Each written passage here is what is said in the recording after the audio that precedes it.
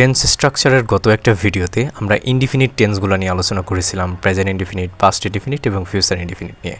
তো আজকের ভিডিওতে আমরা কন্টিনিউয়াসের গোষ্ঠী নিয়ে আলোচনা করব, অর্থাৎ প্রেজেন্ট কন্টিনিউয়াস, পাস্ট কন্টিনিউয়াস এবং ফিউচার কন্টিনিউয়াস। এগুলো কীভাবে সহজে শনাক্ত করা যায়, ঠিক আছে? তো একটা জিনিস সবসময় মাথায় রাখতে হবে, কন্টিনিউয়াস কথাটা আসলে ভার্বের সাথে আইএনজি সেটা আনতেই হবে মাস্ট, ঠিক আছে? যেহেতু কন্টিনিউয়াসটা শেষে আছে এই জন্য ভার্বের সাথে আইএনজিটা শেষে বসবে, আর শেষে যে ভার্বটা বসে সেটা তো আমরা জানি যে প্রিন্সিপাল ভার্ব, অর্থাৎ প্রিন্সিপাল ভার্বের সাথে আইএনজি সেটা আনতেই হবে কন্টিনিউয়াস কথাটা আসলে। তো দেখা যাক প্রেজেন্ট কন্টিনিউয়াস, পাস্ট কন্টিনিউয়াস আর ফিউচার কন্টিনিউয়াস। প্রেজেন্ট কন্টিনিউয়াস টেন্সের ক্ষেত্রে প্রেজেন্ট কথাটা আসলে অ্যাম অথবা ইজ অথবা আরের যে কোনো একটা অক্সিলারি ভার্ব দিব, আর কন্টিনিউয়াস কথাটা আসলে ভার্বের সাথে আইএনজি দিব, যেটা অবশ্যই প্রিন্সিপাল ভার্ব, অর্থাৎ প্রিন্সিপাল ভার্বের সাথে আইএনজি।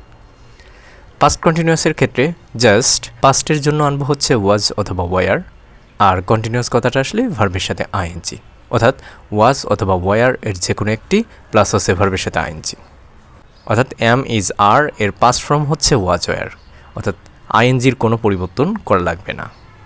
ফিউচার কন্টিনিউয়াস টেন্সের ক্ষেত্রে যেহেতু ফিউচার যেখানে আছে শ্যাল অথবা উইল আনতে হবে, সেক্ষেত্রে আমরা শ্যাল অথবা উইলের যে কোনো একটা আনবো, ঠিক আছে? এবং শ্যাল অথবা উইলের পরে তো আমাদের মূল ভার্ব দিতে হবে, কিন্তু এখানে যে কন্টিনিউয়াস কথাটা আসলে ভার্বের সাথে আইএনজি সেটা দিতে হবে।